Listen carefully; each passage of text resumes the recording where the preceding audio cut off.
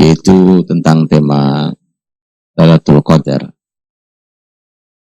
di berbagai sisinya, yang bermula dari surat Al-Qadar dalam Al-Quran yang kita semua hafal. A'udzubillahi minasyaitonirrajim. Bismillahirrahmanirrahim. Inna anzalnahu fi Lailatul Qadar. Wa ma adraka ma Lailatul Qadar. Lailatul Qadri khairum min alfi syahr. Tanazzalul malaikatu warruhu fiha bi'idni rabbihim min kulli amr. Salamun hiya hatta matla'il fajr. Disini rahmati Allah Subhanahu wa taala. Pembahasan tentang Lailatul Qadar dimulai dari sababun nuzul. Karena begitu membaca tafsir, sababun nuzul itu pembahasan yang sangat amat penting. Karenanya para ahli tafsir menyampaikan bahwa seseorang tidak boleh menafsirkan ayat tanpa tahu ilmu asbabun nuzul. Karena asbabun nuzul itu akan menentukan penafsiran kita benar atau salah. Itu berbahaya. Saya berikan satu contoh peristiwa yang memakai ayat kemudian salah gara-gara tidak tahu apa sebabnya ayat itu turun. Dan ini langsung dikoreksi oleh para sahabat. Para sahabat sampai harus mengoreksi generasi selanjutnya gara-gara itu. Ketika Allah Subhanahu wa taala berfirman tentang wala tulqu bi aidikum ila tahlukah. Jangan kalian lemparkan diri kalian dalam kehancuran. Ayat ini pernah dipakai oleh sekelompok orang, sekelompok muslimin dalam jihad mereka. Karena saat itu ada seorang mujahid yang dengan begitu beraninya dia menembus sendiri pertahanan lawan. Resikonya bisa diduga. Resikonya adalah dia meninggal, syahid. Dengan izin Allah. Karena melihat kenekatan itu, ada yang membacakan ayat ini. Jangan kalian lemparkan diri kalian dalam kehancuran. Ditegurlah oleh sahabat. Kalian tidak tahu ayat itu turun dalam peristiwa apa. Gak seenak-enaknya bicara begitu. Ada peristiwa dikomentari pakai ayat. Bahaya. Ayat ini bukan stempel peristiwa yang ada hari ini. Makanya saya minta hati-hati. Ada peristiwa apa, kemudian Anda tempel pakai ayat, Anda tidak tahu tafsirnya apa. Ini kejadian di zaman terbaik loh. Zaman tabi'in itu masih zaman terbaik. Bukan zaman-zaman kita ini yang jauh dari Quran. Mereka masih mujahid, mereka masih zaman Qur'ani, masih ada generasi para sahabat. Ditegurlah oleh sahabat Nabi SAW. Ayat ini turun, nazalat hadhil ayah indama sa'at akhlaquna. Ayat ini justru turunnya saat akhlak kami mulai masalah, yaitu ketika dunia ini mulai membuat kami malas untuk berjihad. Bukan saat sedang jihad begini Anda pakai. Ini memang waktunya jihad. Bukan Anda hentikan dengan ayat ini. Ini ayat turun waktu akhlak kami mulai masalah, para sahabat. Yaitu ketika dunia mulai datang banyak, kemudian dunia itu membuat kami menjadi malas bergerak untuk jihad. Itu yang disebut dengan jangan kau lemparkan dirimu dalam kehancuran. Di malah ayat ini dorong untuk jihad. Ya teman-teman ya. Jadi ketika kita tidak tahu sababun nuzul, kita bisa sampai kebalik cara memahaminya. Betul tadi? Kebalik. maka mohon dimuliakan Qur'annya. Jangan digunakan untuk menyetempeli peristiwa-peristiwa yang ada hari ini yang tidak sesuai dengan makna asli ayat itu. Itulah mengapa perlu belajar tafsir. Itulah mengapa tidak semua tulisan itu Anda broadcast kemana-mana. Kalau salah, Anda tanggung jawab. Sudah berapa orang yang baca broadcasting Anda? Tapi tanggung jawab. Anda ngapusnya bagaimana? Kalau ternyata salah. Ini saya dapat dari sana Pak, dari sana Pak. Ada yang jamin kiriman itu benar. Belajarlah. Dan tidak ada juga kewajiban kita untuk menyebarkan sesuatu yang kita tidak tahu asli kebenarannya. Malah bahaya. Maka harus tahu. Kenapa? Karena tadi dia menentukan makna. Dan dari situ juga kita akan bisa memahami bahwa ayat ini nanti akan menjadi lebih bertenaga. Dia akan terasa ruhnya ketika orang tahu sebab turunnya ayat. Surat Al-Qadar yang bicara tentang Lailatul Qadar. Apa sebab turunnya ayat itu? Ada yang tahu? Nah, kita sudah sering baca ayat ini. Kita sudah sering, kita hafal bahkan. Kita mengkaji ayat ini. Pertanyaannya adalah, ayat ini apa sebab turunnya? Itu teman-teman dirahmati Allah. Ya. Karenanya, Quran ini perlu anak-anak Anda yang cerdas-cerdas, Pak. Untuk menganalisa ayat sampai dia menjadi hudan, dari petunjuk. Nah, Quran bersama kita hari ini ya begini saja. Inilah keadaan negeri ini ketika hari ini kita yang bersama menjalankan negeri ini. Ya, ganti generasi, Pak. Orang kayak kita ternyata negerinya kayak sekarang ini. Kita mau menyalahkan siapa? Menyalahkan orang lain. Kita pelakunya. Harus ganti generasi, Pak. Generasi. Bahwa bahagianya kita melihat imam muda kita. Itu bukan zaman saya. Betul? Bukan zaman-zaman seusia kita yang seusia saya. Nggak ada zaman seusia kita anak segitu-gitu jadi imam, betul? Ya. Memang sudah harus ganti generasi. Jangan kayak kita, Pak. Begini aja keadaan nggak berubah. Maka kalau kita arahkan anak-anak kita dengan pola yang sama dengan kita sekolah dulu, tidak akan ada perubahan di negeri ini. Tidak akan ada perubahan negeri ini. Yuk kita masuki, Pak. Jadi Rasul Sallallahu Alaihi Wasallam bercerita, berkisah di hadapan para sahabat. Karena Nabi ini suka berkisah di hadapan para sahabat. Apalagi itu metode Quran, yaitu berkisah. Kisahnya tentu bukan dongeng tapi sejarah. Rasul bertutur di hadapan para sahabat tentang seorang mujahid di Bani Israel dulu, di mana dia labisas silah, dia itu pakai senjata. Jadi senjata itu nggak pernah diletakkan dari dirinya. Artinya orang itu terus jihad fisabilillah nggak putus selama 1000 bulan, 83 tahun. Dia habiskan waktunya untuk pindah dari tempat jihad ke tempat jihad yang lain. 1000 bulan.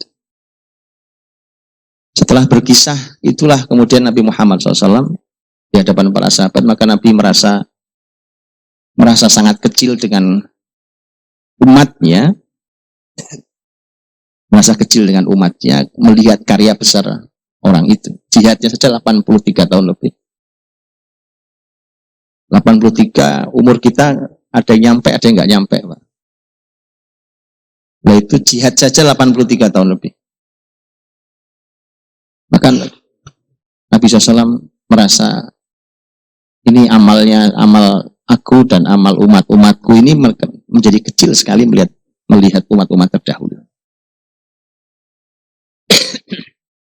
Maka kemudian setelah itulah Allah Subhanahu Wa Taala menurunkan surat Al-Qadar ini.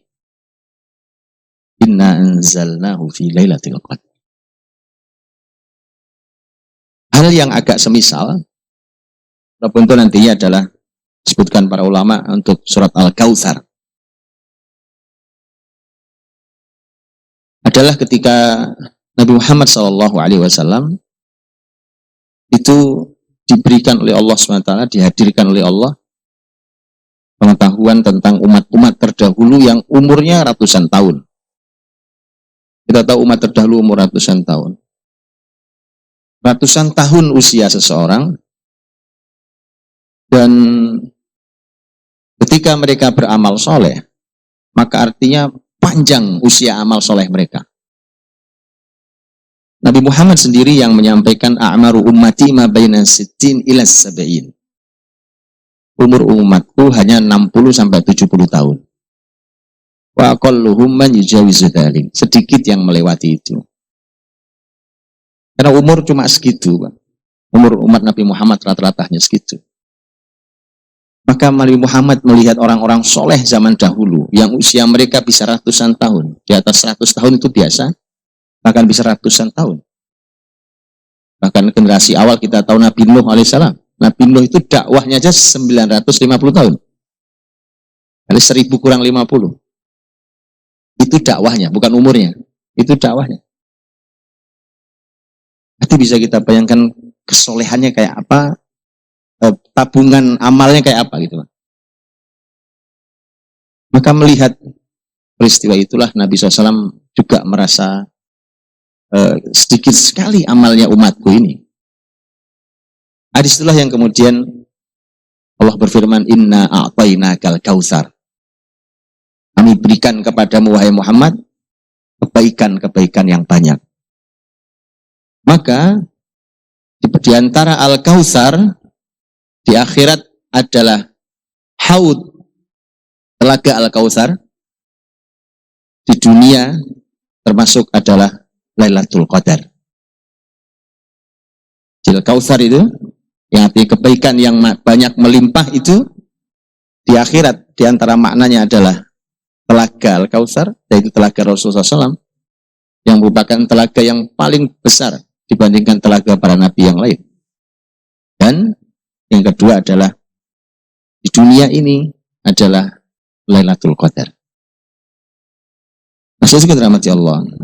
Itu artinya Lailatul Qadar ini semangatnya adalah melipat gandakan umur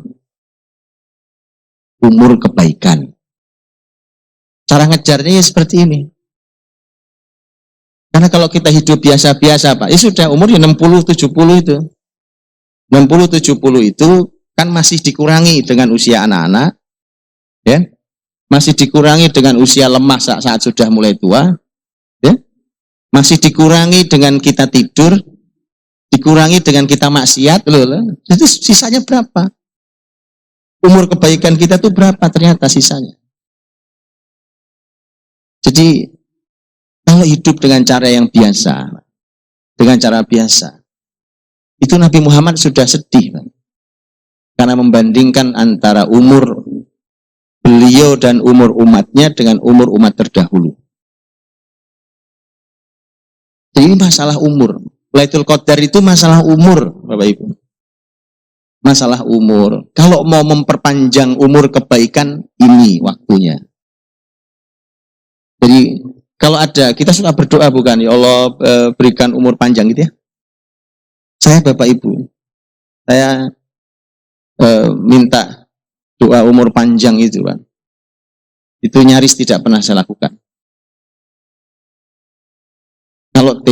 Kenapa? Karena kalau temanya cuma minta umur panjang, itu kebiasaan orang Yahudi. Surat Al-Baqarah bicara. Al-Baqarah bicara. Yawaddu ahaduhum law yu'ammaru alfasanah wa ma huwa bimuzahzihihi minal adzabi ay yu'ammar. Yahudi itu ingin, orang-orang musyrik Yahudi itu ingin umur dipanjangkan sampai 1000 tahun. Ya, jadi minta panjang umur 1000 tahun itu kerjaannya Yahudi, kerjaannya orang musyrik. Jadi kalau babnya cuma minta umur panjang, Quran sudah bicara itu, Pak. Makanya bukan hanya masalah umur panjang yang diminta. Kalau ya Allah kasih saya umur panjang, Yahudi, Pak. Ya, makanya harus ada kalimat tambahannya. Kalau mau minta umur panjang, minta pula amalnya baik-baik. Minta umur panjang, mintalah bisa diisi dengan amal kebaikan. Bukan hanya umur panjang, bukan hanya tema sehat. Nah itu, secara permintaan itu, secara praktek Lailatul Qadar. Betul? Bahwa umur kita mau dihidupkan berapa itu rahasia Allah. Tetapi yang memastikan bahwa umur kebaikan kita bisa panjang, dengan sepanjang itu adalah Lailatul Qadar. Jadi kalau ada orang yang berdoa, ya Allah kasih saya umur panjang, berikan saya amal soleh di umur panjang itu, Lailatul Qadar. Jadi kalau doa, ya kan doa, terus 10 hari terakhir nyantai, nggak cocok dengan permintaannya, Pak. Anda katanya minta umur panjang. Minta umur panjang. Nah ini ada 10 hari terakhir Ramadan, santai. Terus ketemunya di mana dengan doanya? Gitu. Klopnya di mana? Kalau kemudian ketika bertemu dengan Lailatul Qadar yang itu sebenarnya adalah melipat gandakan umur kebaikan, ternyata kita tidak hadir di hari-hari itu. Bapak Ibu dirahmati Allah. Ini adalah latar dari surat Al-Qadar yang berisi tentang Lailatul Qadar itu, yang itulah yang dikejar oleh muslimin, diajarkan oleh Rasul kita SAW di 10 hari yang terakhir ini. Dimanapun, saya sudah bahas di kesempatan yang kemarin, bahwa yang manapun ketemunya, yang jelas di 10 hari yang terakhir ini, di pendapat yang kuat 10 hari yang terakhir. Bahwa kemudian ada malam ganjil, ya. Malam ganjil, ya.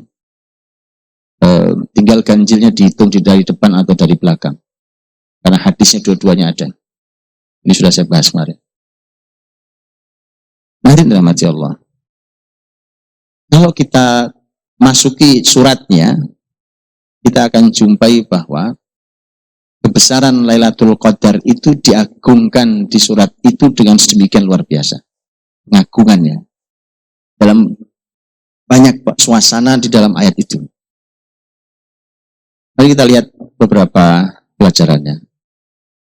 A'udzubillahi minasyaitonirrajim. Inna anzalnahu fi Lailatul Qadar. Inna artinya sesungguhnya kami. Anzalnahu, kami menurunkan ia. Jadi kami menurunkannya. Di Lailatul Qadar, di Lailatul Qadar. Jadi sebenarnya, Ibu rahmati Allah, ini secara bahasa, baik bahasa Indonesia, bahasa Arab atau bahasa apapun, itu menjadi sesuatu yang tidak pas. Ini kan ayat pertama kan? Ayat 1. Ayat 1 bunyinya sesungguhnya kami menurunkannya di Lailatul Qadar. Kalau sesungguhnya kami, kita semua tahu. Karena Allah yang berfirman, ini Allah. Tapi nya yang diturunkan itu apa? Tiba-tiba kita bicara nya, kata ganti itu kan mesti ada pembicaraan sebelumnya, Pak. Iyalah, kata ganti itu kan harus ada kata sebelumnya. Ini ayat 1. Ini ayat 1. Gak ada ayat sebelumnya surat sebelumnya yang ada. Kalau kita bicara tentang, oh dia Pak orangnya, berarti kita sudah bicara tentang seseorang, namanya, pelaku apa, kemudian bagaimana orangnya, kemudian kita sebut dia. Dia itu setelah ada pembahasannya. Ini ayat 1. Pak. Ayat 1 ada kata ganti, yang kata gantinya balik kemana? Itu yang dibahas oleh para ahli tafsir. Mengapa susunannya menjadi begini?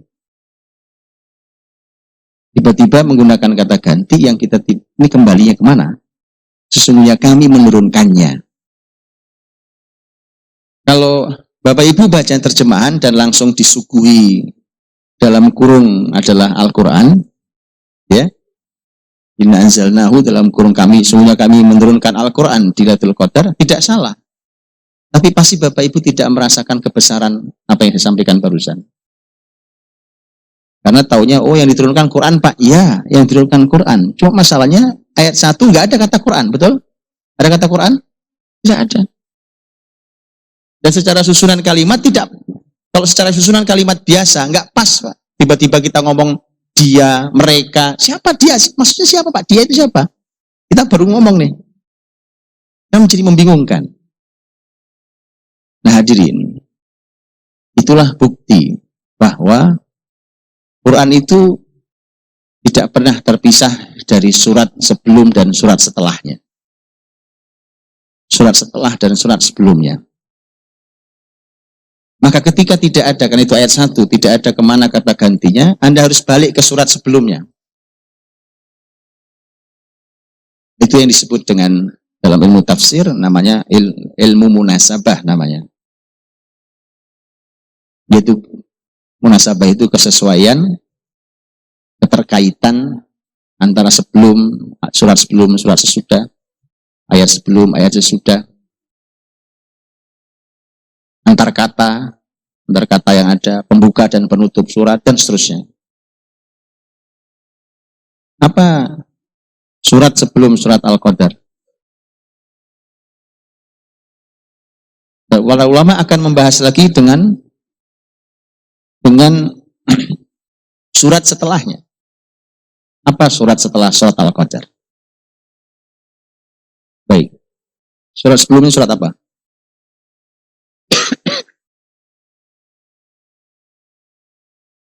Surat Al-Alaq. Iqra. Bacalah. Bacalah. Iqra bismi rabbikal ladzi khalaq. Bacalah dengan menyebut nama Rabbmu yang menciptakan. Iqra bismi rabbikal ladzi khalaq. Khalaqal insana min 'alaq, yang telah menciptakan kalian dari 'alaq. Enggak ketemu juga, Pak. Di mana Qur'annya? Betul? Perintahnya apa? Bacalah, Iqra, bacalah dengan menyebut nama Tuhanmu yang menciptakan. Pertanyaannya, apa yang harus dibaca ya Allah? Betul? Nah, biasa Pak. Jadi untuk Bapak Ibu baca terjemahan, ketemu kurungannya adalah Al-Quran. Coba saya tunjukkan jalannya. Bagaimana para ulama itu menghadirkan dalam kurung itu pakai proses panjang itu. Begitu kembali ke surat Al-Alaq, di suratnya tidak ketemu. Apa ada kata Quran di surat Al-Alaq? Tidak ada. Disuruh baca? Iya, disuruh baca. Nah itu, kita akan ketemu Quran ketika membaca sababun nuzul. Betul? Surat Al-Alaq ini kita tahu turunnya pada Nabi Muhammad SAW di Gua Hira. Bagi tahannuts sendirian, kemudian datang Jibril, kemudian memeluk erat dan seterusnya dalam kisah yang kita tahu. Kemudian Jibril mengatakan Iqra. Nabi Muhammad mengatakan ma'ana biqari, saya tidak bisa baca. Itulah 3 kali sampai Iqra bismi rabbikal ladzi khalaq, Nabi Muhammad baru mengikuti ayat itu. Jadi apa yang dibaca Nabi Muhammad? Yaitu Quran itu, surat Al-Alaq itu yang dibaca. Baru kita akan ketemu, oh yang dimaksud adalah baca Quran itu langsung. Jadi membaca itu ya langsung baca itu yang dibaca. Walaupun nanti secara tafsir kata Iqra umum. Kenapa tidak Allah cantumkan kata Quran? Karena yang harus dibaca bukan hanya Quran. Supaya masuk semua yang bisa dibaca di situ. Karena Quran itu adalah ayat Allah yang tertulis. Sementara masih ada 2 ayat Allah yang lain. Yaitu ayat Allah yang terlihat, semesta ini. Dan yang ketiga adalah ayat Allah yang tersebar. Yaitu fenomena sosial di manusia ini. Supaya masuk semua itu maka tidak ada kata Qur'annya. Tetapi kata Iqra sekalipun bahkan satu akar kata dengan kata Qur'an. Begitu masuk merambah ke dalam sababun nuzul, sebab turunnya ayat ini, baru kita tahu, oh Quran yang dimaksud. Ya. Tapi untuk menguatkan itu nanti, begitu melihat surat setelahnya, baru kita akan lihat, Pak.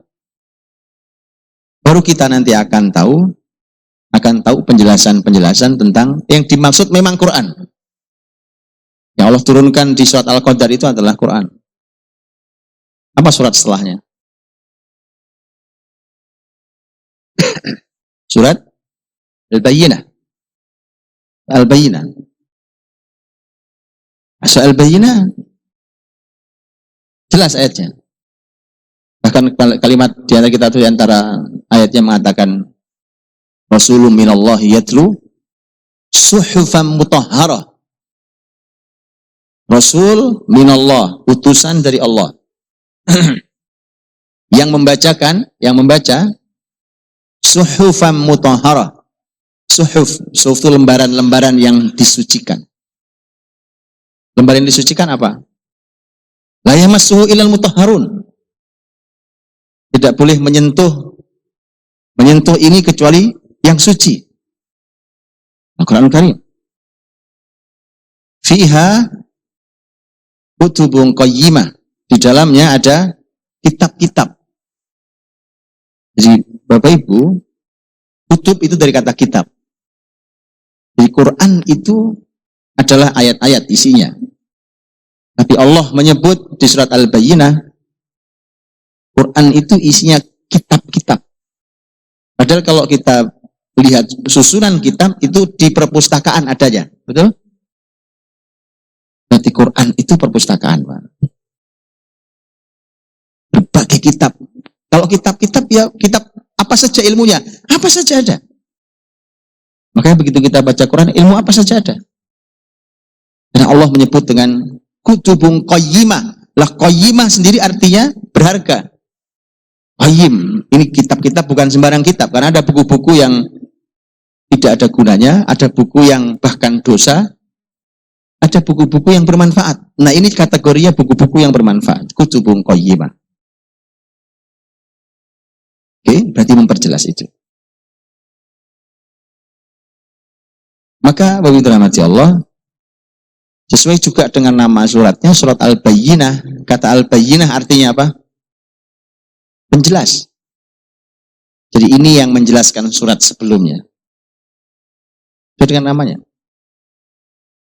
Bahkan penjelasan tentang kata ganti kami yang ada di dalam surat Al-Qadar tadi pun penjelasan di surat itu.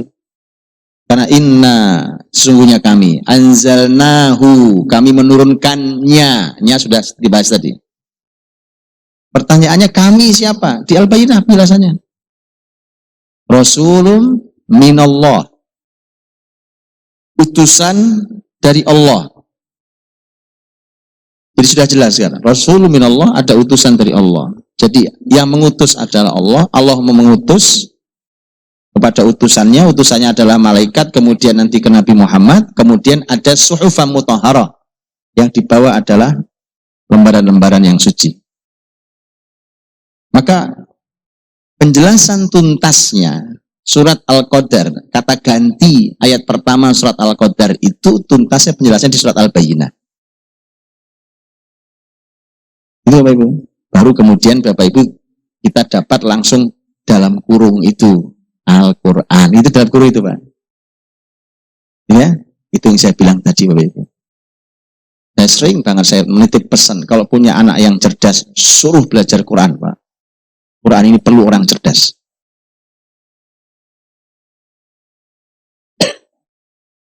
Inna anzalnahu fi lailatul qadar. Apa akhir dari surat Al-Alaq bunyinya? Apa akhir dari surat Al-Alaq? Karena para ahli ilmu juga membahas tentang munasabah itu antara akhir surat dengan surat berikutnya, akhir surat dengan awal surat, akhir surat dengan akhir surat.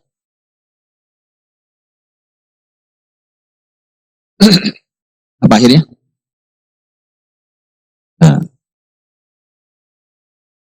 akhirnya adalah perintah untuk ya, wasjud waqtarib. Ada 3 poin. Kalla la tuti'hu, Muhammad jangan kau taati dia, jangan kau ikuti dia. Itu pembahasannya sesuai dengan ayat sebelumnya. Ayat sebelumnya membahas tentang ini semua dengan asbabun nuzul, kita akan tahu apa masalahnya sebenarnya. Sampai Allah kemudian mengatakan, Muhammad jangan kau taati dia. Ya, itu dia siapa? Yang nggak perlu ditaati itu segala macam, atau harus tahu coba. Begitu di situ diungkap, ara'aital ladzi yanha abdan idza shalla. Tidakkah kau lihat orang yang melarang seorang hamba yang sedang sholat? Jadi memang sudah dari dulu, Bapak Ibu, kalau orang-orang zalim itu dibiarkan, maka mereka akan berujung pada melarang seorang hamba untuk sholat. Dia akan melarang muslim untuk melaksanakan sholatnya. Ra'aital ladzi yanha abdan idza shalla. Nah, orang-orang itu, yang itu sebenarnya adalah kisah tentang pemimpin Quraisy, yaitu Abu Jahal, yang megang kendali Mekah itu. Nah, itu melarang orang sholat. Jadi sistem itu kalau dibiarkan zalim, lama-lama yang akan dia larang adalah sholat kita, Pak. Larang itu sholat kita. Itu sudah ayatnya. Ternyata Nabi Muhammad disuruh ngelawan, karena sudah sholat urusannya. Kalau sudah sholat itu suruh ngelawan, Pak. Karenanya sholat itu oleh Nabi Muhammad dijadikan ukuran terakhir tentang kepemimpinan. Ukuran akhir kepemimpinan. Ketika Nabi menyebutkan tentang pemimpin-pemimpin yang zalim, sahabat mengatakan, ala nunabidhum bi asyafina ya Rasulullah. Nah, kalau gitu kita angkat pedang aja. Kita angkat pedang ya Rasulullah. Itu pemimpin zalim itu harus dihadapi dengan pedang. Kata Nabi, la ma aqamus shalah. Tidak sepanjang mereka masih menegakkan sholat. Jadi sholat itu, Bapak Ibu, dijadikan tolak ukur paling terakhir. Cek, masih dijaga nggak sholat 5 waktunya? Kalau masih dia jaga sholat 5 waktunya, jangan mudah angkat pedang, karena masalah pertumpahan darah. Dan itu pasti korbannya muslimin, Pak.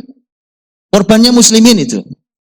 Dan kalau sudah korbannya muslim, dalam Islam, satu darah muslim lebih berharga daripada runtuhnya Ka'bah bata per bata. Kalau kemudian tiba-tiba ditumbalkan muslim dengan korban tanpa pertanggungan jawab, siapa yang bertanggung jawab? Kemudian sesederhana itu hanya untuk sebuah kekuasaan, wallahi Pak, pertanggungjawaban akhiratnya sangat berat. Sangat berat. Siapa yang bertanggung jawab dengan korban yang meninggal? Karenanya Nabi SAW mengingatkan betul. Memang zalim, tapi cek betul. Makanya ukurannya ukuran sholat, Pak. Nah, kalau sholat aja masalah, gitu ya. Kalau sholatnya masalah, kemudian pilihan pemimpinnya itu, apa yang bisa diharapkan? Sholatnya sudah masalah. Makanya teman-teman, saya sering bilang ini sudah zaman ini kita mau sampai kapan kita menikmati kedaruratan ini? Mau sampai kapan kita selalu mengatakan bahwa ini zaman lebih baik daripada tidak, atau ini terbaik dari yang terburuk? Mau sampai kapan? Darurat itu mau sampai kapan? Kalau tidak disiapkan generasi baru, model kita ini ya itu kalimatnya, sampai hari ini itu kalimatnya, Pak. Itu kalimat dari kita mulai pemilu tahun 55 sampai 2019, Pak, kalimatnya masih sama. Mau sampai kapan? Itu mau sampai kapan? Begini terus gitu. Adanya. Banyak orang hebat, orang soleh di negeri ini. Tapi siapa yang hadir? Karena itulah maka ayo Pak. Selain keadaan yang hari ini, maka ayo disiapkan generasi ini. Nah, anak ini jangan kayak kita, Pak. Pokoknya kalau sekolah kayak gaya kita, belajar ilmu kayak kita, nanti juga pasti kayak keadaannya kayak kita ini lagi. Nanti harus berbeda cara mereka berilmu, harus berbeda jalur ilmu mereka, harus berbeda cara hidup mereka, tidak sama dengan kita. Ya, kan kita sekolah ya, dulu TK, SD, SMP, SMA, kuliah, S1, S2, S3, udah kan? Ini keadaannya. Hasil kita sekolah itu keadaannya, Pak. Ini keadaannya. Yang semua jabatan mentereng kita, ini keadaannya, ini keadaan ini, keadaan.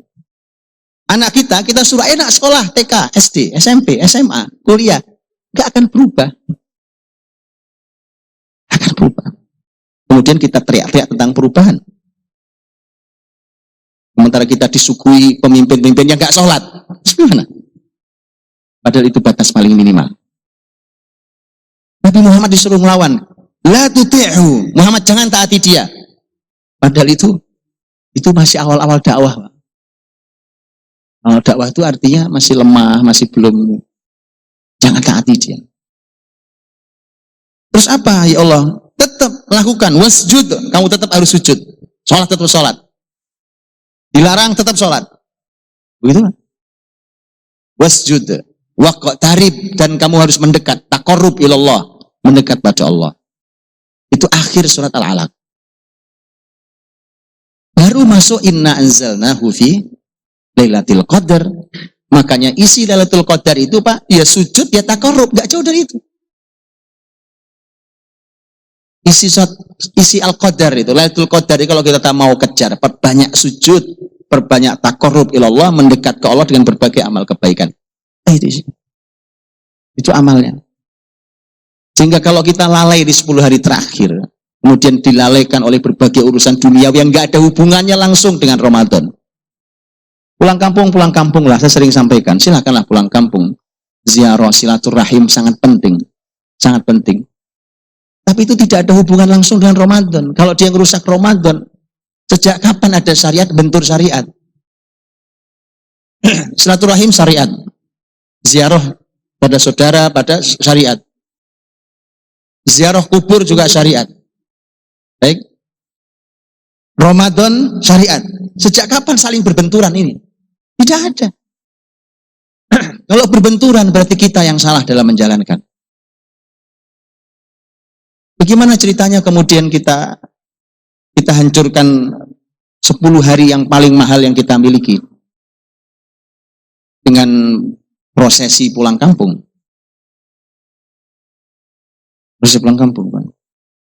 Mudah-mudahan tidak parah macetnya. Kalau parah macetnya, bagaimana sujud antum? Wasjudnya bagaimana? Antum sujud di Pantura. Di mana sujudnya, Pak? Waqtaribnya bagaimana? Taqarrub ilallahnya gimana? Dalam keadaan bermacet ria di 10 hari terakhir tuh maksud saya. Gimana ceritanya? Ada seorang salah satu pemimpin di sebuah kota. Karena saya sering sampaikan begini, nemui saya dan kemudian bilang, nggak bisa gitu Ustaz Budi. Karena penting ziarah silaturahim penting. Saya bilang, saya setuju Pak. Nah, masa saya melawan ziarah? Saya juga ziarah. Saya juga pulkam kok Pak. Saya juga punya kampung. Saya ziarah juga ke keluarga. Saya punya kerabat, orang tua, dan seterusnya. Saya ziarah. Saya silaturahim. Tapi sejak kapan syariat membentur syariat itu sejak kapan? Itu kan karena kita yang bermasalah. Membenturkan syariat dengan syariat. Itu Pak. Alhamdulillah. Bahkan di masjid ini bahkan kan dari mulai iktikaf tidak ada. Bukan cuma tidak ada, tidak boleh. Ya, tidak boleh. Karena saya pelakunya di sini. Di masjid ini. Oh iya Pak. Pojok itu jadi saksi itu. Luar pintu ini jadi saksi. Tidak ada gitu. Sampai hari ini alhamdulillah Masya Allah sampai akhir-akhir Ramadan masih penuh. Luar biasa, alhamdulillah.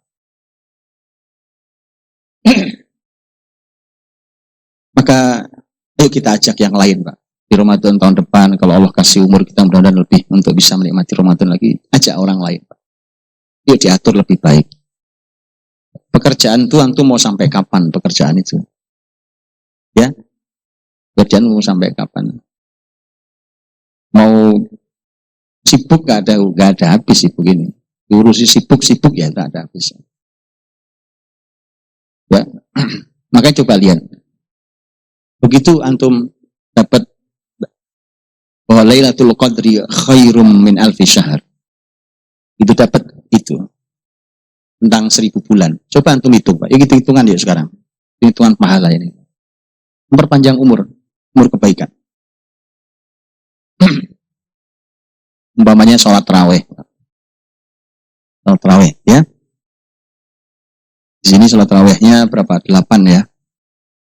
8. Nah, dengan qiyam. Ya, dengan qiyam. Berarti berapa totalnya? 16. 16 rakaat tarawih. Kalau tarawih dan qiyam. Kalau bertepatan itu dengan Lailatul Qadar, artinya pengalinya 1000 bulan.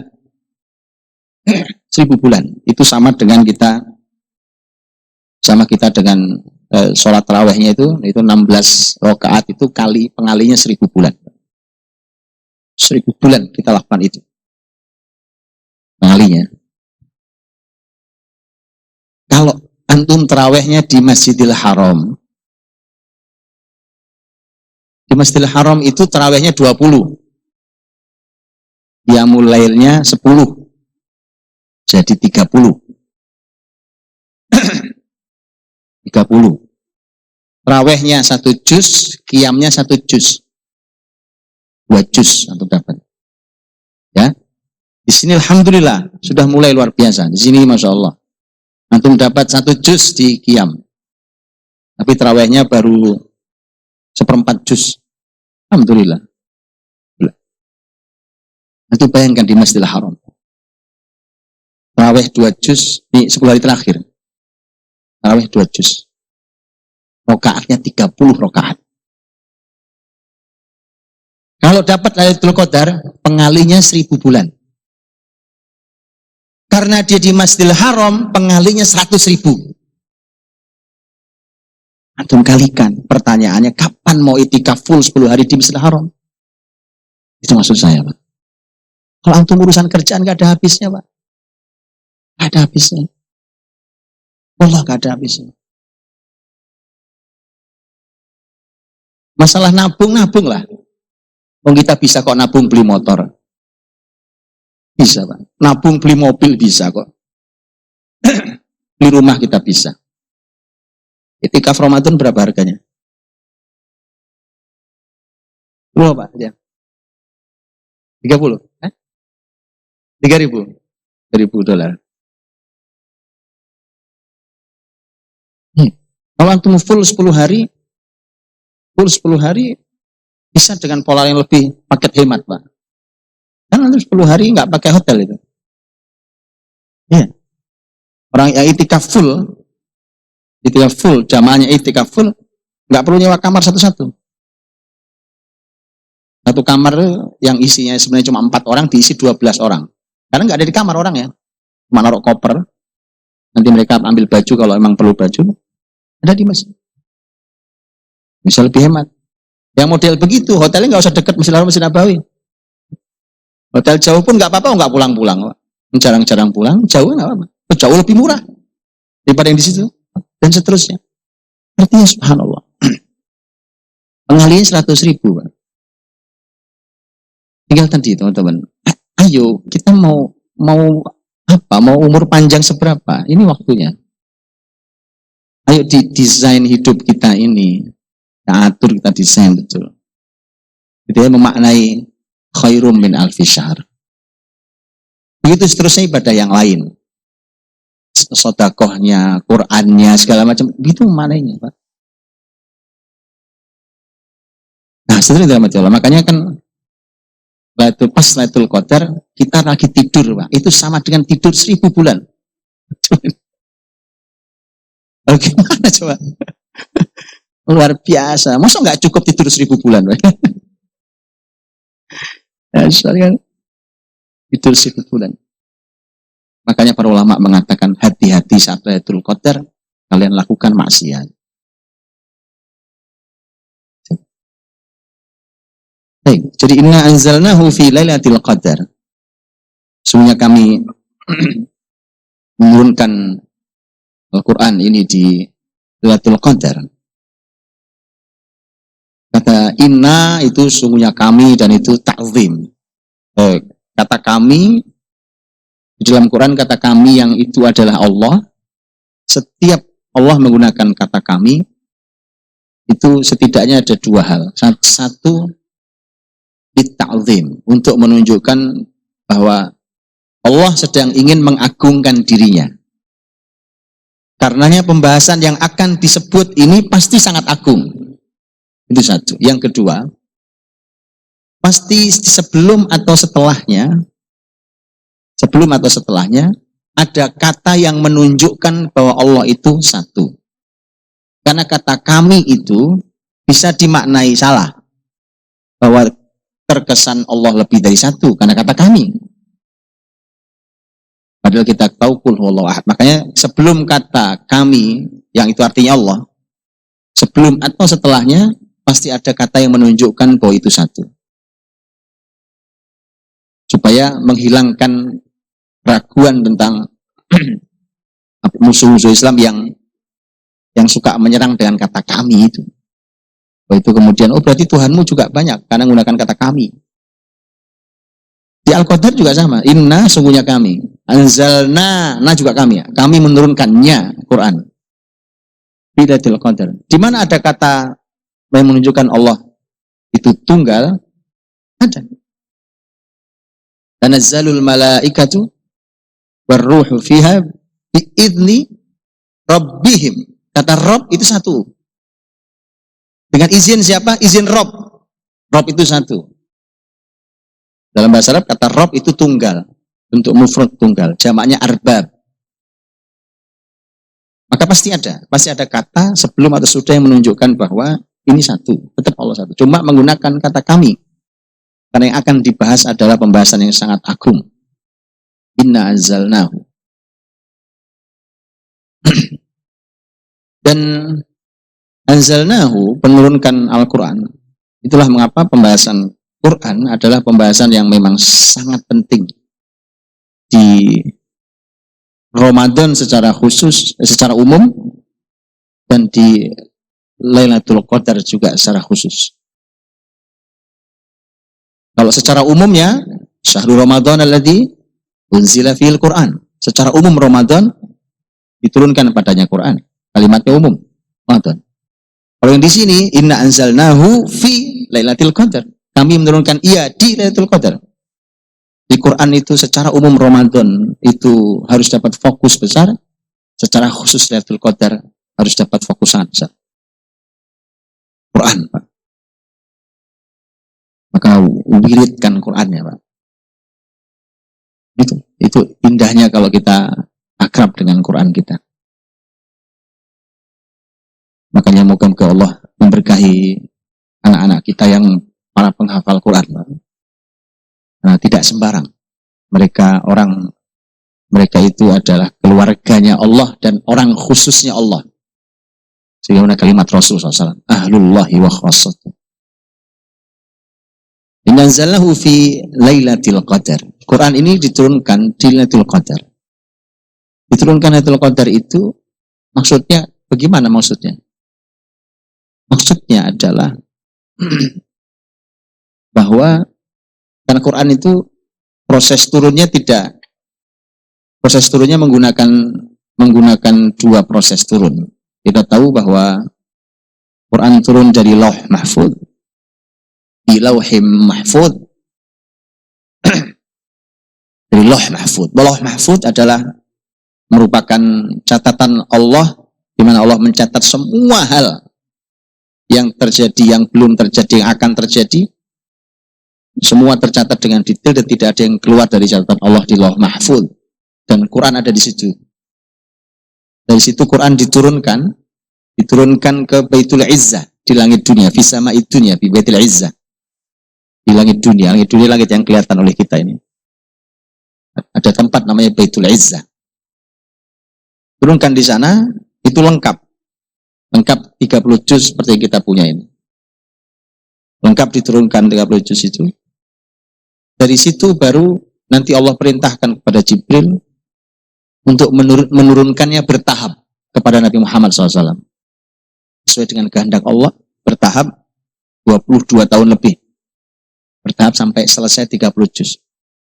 Dan turunnya kita tahu tidak berurutan dari depan sampai belakang. Yang mana yang Allah mau, nanti disusun ulang jadi mushaf kita ulang ini. Maka, yang mana yang dimaksud dengan inna anzalnahu fi lailatul qadar? Yang dimaksud adalah turunnya dari Lauh Mahfuz ke Baitul Izzah itu di Lailatul Qadar. Lailatul Qadar. Dan sebagian ahli ilmu Bapak Ibu, sekedar kita tahu walaupun ini kemudian tentang tema kapan Lailatul Qadar itu kemudian ini pendapat yang dianggap lemah oleh para ulama. Ada sebagian ahli ilmu yang mengatakan bahwa Lailatul Qadar itu adanya bukan di 10 hari terakhir, tapi adanya di 10 hari yang kedua. Hari yang kedua. Kok bisa gitu? Nggak sembarang, Pak. Ulama itu kalau bicara nggak sembarang. Kalau antum bisa bantah, silakan bantah. Saya kasih tahu. Ya, kok bisa? Oh iya. Kapan pertama kali Quran turun pada Nabi Muhammad? Yang itu menandai Lailatul Qadar. Inna anzalnahu fi Lailatul Qadar. Dimaknai juga bahwa bukan turun hanya dari Lauh Mahfuz ke Baitul Izzah, tapi turun pertama kali juga Ramadan. Betul?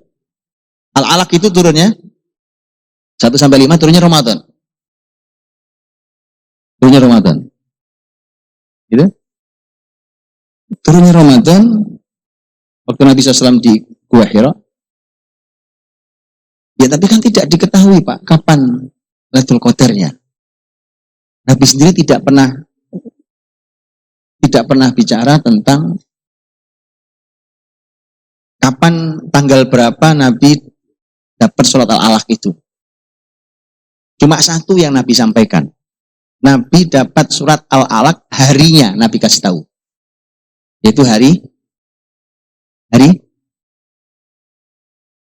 Senin. Al-alaq itu turunnya hari Senin, Pak. Hari Senin. Nabi mengatakan yaum wulidtu wa yaum bu'itstu fi. Hari aku dilahirkan dan Senin, hari aku dilahirkan dan hari aku diutus. Maka ulama sepakat al-alaq turun hari Senin. Tapi tanggal berapa tidak diketahui. Terus kenapa jadi minggu yang kedua? Oleh para ulama ditarik ke belakang. Di peristiwa Perang Badar. Apa hubungannya Perang Badar sama Lailatul Qadar? Sebentar tadi. Perang Badar, Pak, terjadi tanggal 17 Ramadan. Dan terabadikan oleh Quran. Tapi cara Quran membahasakan disebut sebagai Yaumal Furqan wa Yaumal Taqal Jam'an. Yang itu kemudian oleh sebagian ulama disebut sebagai ini isyarat tentang Lailatul Qadar. Tentang Yaumal Furqan, Yaumal Taqal Jam'an. Hari itu. Hari tentang. Maka kemudian bunyilah jadi dua.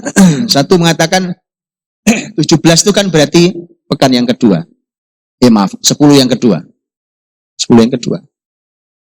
Maka itu menjadi isyarat tentang hal itu. Di satu. Yang kedua ada yang bilang, oh kalau gitu hari Senin aja, dicek aja. Mana Senin yang ganjil, maka dia peluang Lailatul Qadar. Ya, coba. Senin yang ganjil kapan, Pak? Nah, kan? Jangan sembarangan, Pak. Saya kasih tahu ya, Pak. Saya ngobrol habis malam 27 dicegat sama anak saya itu. Pertanyaan anak saya sederhana. Semalam Lailatul Qadar nggak, Bi? Saya bilang, gitu ya. saya bilang, kayaknya enggak deh. Kenapa? Dialog lah, ngobrol tentang tanda Lailatul Qadar yang disampaikan para ulama. Saya juga cuma bilang, kayaknya saya juga merasa tidak. Gitu. Saya juga merasa tidak. Karena saya cerita dikit, Pak. Mohon maaf sih tadi. Saya kalau malam 27 memang kebiasaannya sholat sendiri. Saya malam 27 sholatnya di mana? Di situ tuh, Pak. Di tangga itu. Karena saya ingin merasakan udara luar. Kalau di sini AC, Pak, saya nggak bisa ngerasain di sini. Saya ingin lihat ke langit dan ingin merasakan udara luar. Karena Lailatul Qadar berhubungan dengan alam. Ada fenomena alam yang sudah. Gitu, Pak? Oke, besok Senin bukan? Tanggal berapa? 29. Jangan remehkan malam ini, Pak. Wallahi, Pak. Dari malam 27 saya sudah di situ, Pak. Beneran. Antum yang siap-siap pulang, nah, saya ingetin, Pak. Tunda pulangnya. Sampaikan ke teman-teman yang lain, Pak. Suruh datang lagi. Suruh datang lagi, Pak. Wallahi ya. Sebagian ulama mengatakan bahwa Senin yang ganjil berpeluang besar Lailatul Qadar. Kenapa?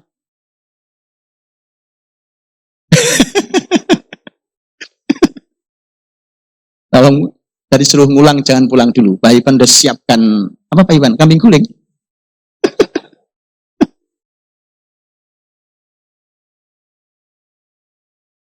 Kenapa? Kan tadi Pak, Nabi SAW terima wahyu hari Senin. Kalau itu lama sepakat, karena hadis sahih. Nabi sendiri yang mengatakan gitu ya. Karena temanya ganjil, maka kemudian Senin digabung sama, ada yang pendapatnya gitu. Oke, Senin ganjil. Nah, itu besok masalahnya. Dan pas itu Pak, Senin ganjil. Allahu a'lam. Ya, sekali lagi jangan disederhanakan malam ini, Pak. Ya. Baik. Inna anzalnahu fi Lailatul Qadar. Jam 6 lewat sudah. Inna anzalnahu fi Lailatul Qadar. Temanya malam, Lailah. Saya sampaikan dua hal lagi tentang Lailah dan kata Qadar. Lailah artinya malam. Di dalam 24 jam kita ada malam, ada siang. Susunan malam-malam yang terbaik adalah 10 hari terakhir Ramadan. Ada tahu susunan siang yang terbaik? Kapan? Susunan itu artinya nggak 1 hari ya Pak ya? Kan ini 10 hari susunan malam yang terbaik 10 hari terakhir Ramadan. Kapan susunan siang yang terbaik? Susunan Pak, bukan kalau Jumat kan cuma 1. Susunan kayak begini. Kapan? Persis. Yang Nabi sebut sebagai hari terbesar, yaitu 1 sampai 10 bulan Dzulhijjah. Dua. Sayangnya kita 10 hari terakhir Ramadan alhamdulillah kesadarannya tinggi. Tapi 10 siang Dzulhijjah 1 sampai 10-nya masih kurang kita, Pak. Perhatian kita untuk mengisi belum seperti 10 hari terakhir Ramadan. Gitu ya? Oke, ini dibawa pulang nanti ke rumah, kabari ke keluarga. Kalau ketemu nanti kan ini sudah Syawal, sebentar lagi Syawal. Itu Syawal kita ketemu Dzulqa'dah langsung Dzulhijjah. Nah, tuh. 1 sampai 10-nya Pak, itu adalah susunan siang terbaik sepanjang tahun. Sebagaimana kalimat Rasul sallallahu alaihi wasallam. Amal soleh di hari-hari itu tidak ada amal apapun yang menyainginya. Bahkan tidak jihad fisabilillah. Bayangkan itu. Kecuali orang yang jihad membawa harta dan dirinya dan tidak ada satupun yang pulang, baik hartanya ataupun dirinya. Kalau itu nggak ditanding, nggak bisa tanding kalau itu. Baik. Mengapa Lailah? Kenapa malam? Kenapa Lailatul Qadar ini tema turunnya adalah malam hari? Temanya malam. Karena memang malam tema malam, malam itu malam kalau untuk umumnya manusia tempat tidur dan tempat istirahat. Dalam banyak ayat Allah menyebut sebagai kata sakanan. Sakan itu tempat tinggal untuk istirahat. Atau disebut dalam lain libasan, wa ja'alna laila libasa, untuk selimutan. Itu malam hari. Itu malamnya orang manusia biasa. Tapi malamnya orang-orang soleh lain. Malamnya orang soleh diantaranya adalah wa qalilam minal laili ma yahja'un. Mereka sedikit sekali tidur di malam hari. Orang soleh itu. Ya? Atau ya ayyuhal muzammil qumil laila illa qalila, atau wa minal laili fatahajjad bih nafilatan lak. Itu malamnya orang-orang soleh. Makanya kemudian Lailatul Qadar itu yang bisa dapat memang hanya orang soleh, Pak. Bukan orang biasa. Orang biasa malam tidur. Sekalinya melek, sia-sia, bahkan sebagian maksiat. Kalau orang-orang soleh, itu isinya tadi. Wabil asharihum yastaghfirun. Di waktu sahur mereka istighfar. Itu malam-malamnya orang soleh. Makanya Allah letakkan itu di malam hari, sehingga yang bisa mengambilnya hanya orang-orang soleh. Jadi kalau mau menguji kesolehan, itu Pak. Menguji kesolehan. Itu lailah, malam. Baik. Al-Qadar, terakhir Al-Qadar. Lailatul Qadar. Jadi gabungan Lailatul Qadar supaya kita tahu apa maksudnya. Gabungan kata itu. Al-Qadar. Al-Qadar punya 3 arti, Pak. 3 arti. Al-Qadar arti pertama adalah mulia. Mulia. Dan mulianya Lailatul Qadar itu karena Lailatul Qadar ini dimuliakan dengan beberapa hal. Sebelum saya bicara beberapa hal. Mengapa tanah suci Mekah menjadi mulia? Menjadi mulia. Tanah suci itu. Untuk melakukan amal kebaikan dimanapun, bukan hanya di Masjidil Haram. Tanah sucinya, Pak. Tanah suci kan radius sekian kilo. Itu semuanya mulia. Di tempat manapun Anda lakukan, sepanjang di dalam tanah suci, maka berlipat ganda pahalanya. Termasuk sholat. Termasuk sholat. Di masjid manapun di dalam tanah suci. Dan itu yang membuat dia menjadi mulia karena apa? Tempat ini kok menjadi mulia karena apa? Karena keberadaan Ka'bah di sana. Gitu, karena keberadaan Ka'bah di sana. Air Zam-Zam. Mulia bukan? Mulia. Air barokah.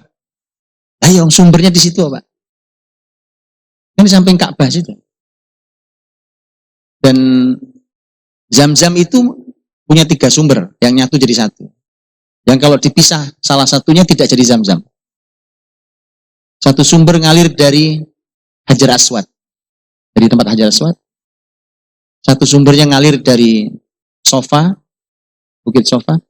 Dan satu sumber yang ngalir dari Gunung Abi Qubais. Gunung Abi Qubais itu posisi istana raja yang di samping itu. Yang itu kan tinggi, nah itu namanya Jabal Abi Qubais. Dari tiga itulah sumber Zam-Zam. Itu ajaib, kalau itu ajaib. Sudah banyak ilmuwan meneliti dan masih bingung sampai hari ini tentang keberadaan Zam-Zam itu. Tentang bagaimana bisa jadi kayak gini. Nah, tidak bisa teliti, wong itu air berkah. Baik. Dan Lailatul Qadar, dia menjadi qadar, menjadi mulia karena banyak hal. Karena banyak faktor. Tadi, dia adanya di Ramadan. Ramadan, kita tahu, bulan terbaik. Bulan terbaik. Dan di sana ada Quran diturunkan. Nah, Quran kita tahu. Ini kitab suci yang barokah. Ini kitab suci yang luar biasa. Jadi Lailatul Qadar itu teman-teman menjadi mulia karena memang keberadaan itu tadi. Dia ada di Ramadan, di situ Quran turun, maka kemudian dia menjadi qadar, menjadi mulia. Dan tentu dia turun, dari Quran turun pada Nabi Muhammad SAW. Dan Nabi Muhammad SAW adalah pemimpin para Nabi dan Rasul. Bertambah-tambah kemuliaannya. Baik. Itu yang pertama. Yang kedua, kata qadar itu artinya adalah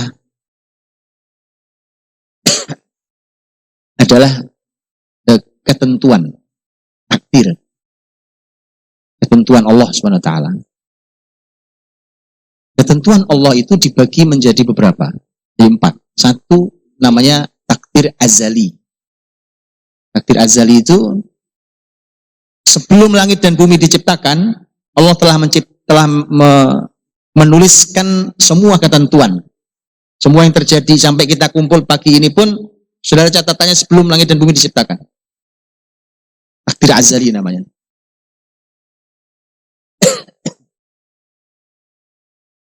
Kemudian ada yang disebut dengan takdir umri. Takdir umur. Kapan itu? Sesuai hadis Nabi. Bahwa kita di dalam perut sang bunda dulu. Wa yursalu ilaihil malak. Wa yanfukhu fihi ruh. Wa yu'maru bi arba'i kalimat. Bikatbi rizqihi. Wa amalihi wa ajalihi wa syaqiyyun aw sa'id. Dicatatlah 4 hal sejak kita masih dalam rahim sang bunda. Itu takdir kita sepanjang hidup. Jadi diturunkan dari azali, diturunkan ke situ. Ya, ke masing-masing kita. Diturunkan lagi menjadi takdir al-hauli. Takdir tahunan. Takdir tahunan. Nah, ini tempatnya. Lailatul Qadar ini disebut sebagai qadar karena artinya dia malam yang menentukan takdir kita sampai ketemu Ramadan berikutnya. Maka mulailah ini supaya takdir kita takdir yang baik, Pak, setahun ke depan. Baru yang keempat adalah takdir yaumi. Yang sifatnya harian, sebagaimana firman Allah dalam surat Ar-Rahman, bahwa disebut sebagai kulla yaumin huwa fi sya'an. Setiap hari Allah itu punya urusan. Fabi ayyi ala'i rabbikuma tukadziban. Setiap hari Allah punya urusan. Nah, itu kata Al-Qadar. Jadi mohon, ayo Pak, kita ini masih ada 1 malam ganjil malam ini yang istimewa tadi saya katakan. Masya Allah. Mudah-mudahan kalau ketemu Lailatul Qadarnya maka kita punya takdir yang baik mudah-mudahan setahun ke depan. Gitu ya. Yang terakhir. Al-Qadar artinya juga sempit. Tadjiq, sempit. Sesuai dengan firman Allah, kata sempit itu, kata qadar itu artinya juga sempit. Umpamanya firman Allah, wa man qudira alaihi rizquhu falyunfiq mimma atahu Allah. Siapa yang disempitkan rezekinya maka hendaknya dia memberikan nafkah ke keluarganya sebatas yang Allah berikan itu. Kata wa man qudira, qudir dari kata qadar ternyata artinya di situ sempit. Atau dalam surat Al-Fajr, wa ma idza mabtalahu rabbuhu faqadara. Nah, kata qadar, faqadara alaihi rizqah. Disempitkan rezekinya. Jadi kata qadar itu artinya juga sempit. Sempit apanya Lailatul Qadar itu, Pak? Ahli ilmu mengatakan ada 2 hal. Yang pertama, berhubungan dengan malaikat. Yang kedua, berhubungan dengan setan. Yang berhubungan dengan malaikat, malaikat itu diturunkan Allah. Tanazzalul malaikatu warruh fiha. Malaikat-malaikat diturunkan berikut Jibril turun. Saya bayangkan itu, Pak. Pertanyaan saya, berapa jumlah malaikat? Boleh tahu? Hah? Ada, Pak, jumlahnya ada. Tahu, Pak? Hah? Boleh tahu? Saya kasih tahu jumlahnya. Rasulullah SAW mengatakan, di langit 7 sana ada tempat namanya Baitul Ma'mur. Tempat yang itu tempat tawafnya para malaikat. Setiap hari 70.000 malaikat tawaf Yang kalau dia sudah tawaf tidak akan pernah kembali. Sekali dia tawaf, dia tidak akan pernah kembali. Dan itu satu hari 70.000 malaikat. Jadi berapa jumlahnya? Nah itu Pak, kebayang-bayangnya. Satu. Yang kedua, Nabi ketika di Masjid Nabawi dengan para sahabat, suatu hari mendengar suara apa bahasa kitanya? Sesuatu yang keberatan, yang gitu Pak. Kalau bahasa para ulama itu kayak keranjang yang keberatan kita angkat. Jadi kayak rotan itu umpamanya, kita isi barang penuh berat, kita angkat. Ada bunyi ya kan? Nah bunyi itu mengagetkan para sahabat. Bunyi apa ini? Nabi SAW mengatakan itu atlatis sama wa huqqalah an ta'id.